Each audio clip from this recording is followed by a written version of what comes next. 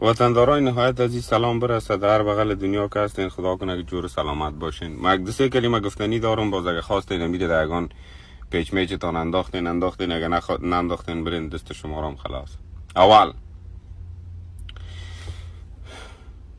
نه ملا هیبت الله آخوند بیناموس بچه باز، نه ملا عبدالغنی برادر بیناموس بچه باز، نه ذبیح الله مجاهد بچه بیریش، هیچ کدام از رهبر ما نیست و نبودم.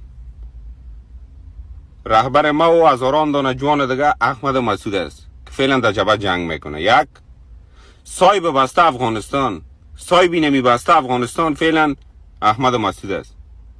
هر کسی که به خاطر جای خود، وطن خود، فامیل خود جنگید، اونمو صاحب از اون خانه است، اونمو صاحب از اون فامیل است، صاحب از این وطن اونمو پیش روی می نمیاد. اونمو رهبر ما سکی و خلاص. یک رهبر ما و هزاران دانه جوان دیگه احمد مسعود است که فعلا در جبهه جنگ میکنه. یک صاحب بسته افغانستان، صاحب نمی بسته افغانستان فعلا احمد مسعود است.